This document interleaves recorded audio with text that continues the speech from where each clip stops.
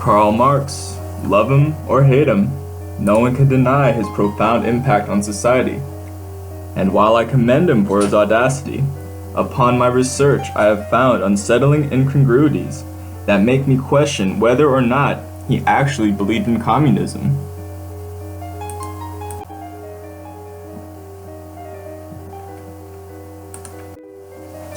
You're probably wondering how I could even ask this question. Karl Marx and communism are practically synonymous, so how can you distinguish them separately? Well, Karl Marx was a political theorist. He trained in 3 German universities, culminating in a PhD at Jena in 1846. He was well versed in political power structures. He saw and articulated the rampant corruption of industrial age capitalism. Some of the points which he made in the Communist Manifesto are still prescient to this day. But let us be clear, Karl Marx lived during the 19th century, during the height of the Industrial Revolution, before electricity, before cars, before mass public transportation, before financial regulations, before social security, and during a time when the amount of democratic nations could be counted on one hand. Karl Marx was born in 1818 Trier, Germany. Germany, of course, being ruled by the Kaisers until 1918, after their loss in World War I. So Karl Marx grew up under a monarchy. He never compared communism to democracy because he never lived in a democratic nation.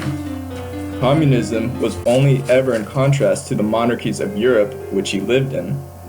Keeping in mind, this was during the mid-19th century, at the height of the Industrial Revolution, and at the height of the European Imperial Age. These are very important facts you need to consider when evaluating Karl Marx and the era in which the communist philosophy emerged. Had Karl Marx been born in the United States or grew up in a democratic Germany, I honestly doubt he would pursue such an ideology.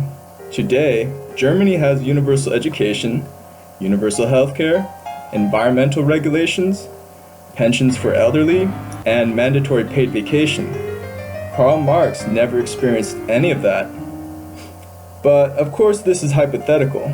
There are still problems in modern-day capitalism that I have no doubt Karl Marx would have addressed with a fiery passion.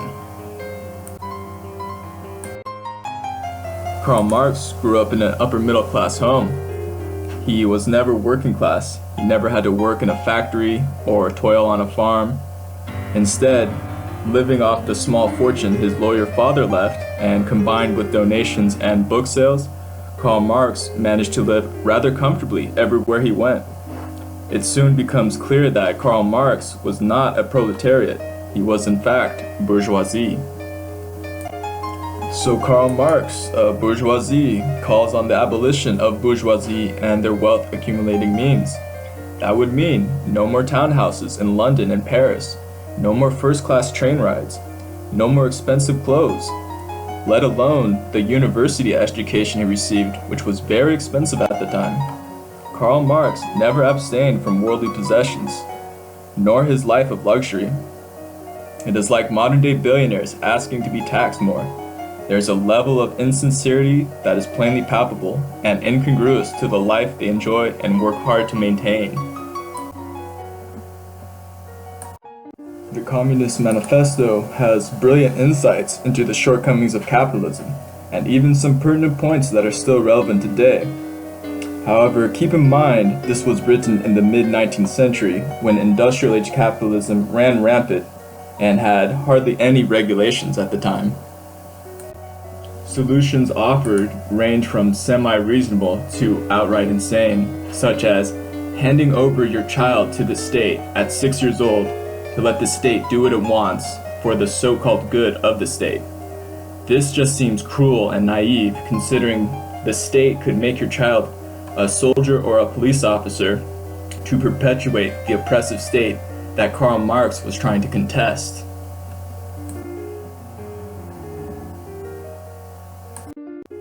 It's hard to imagine that Karl Marx did not believe in communism. After all, he was permanently expelled from his native Germany, later France and Belgium, before dying in exile in London in 1883. Why go through that much risk if he wasn't sincere? However, due to incongruity in his statements and the comfortable lifestyle he lived, there is an element of hypocrisy that can't be overlooked. He was a well-off academic and a political theorist. The crowd was his peer review.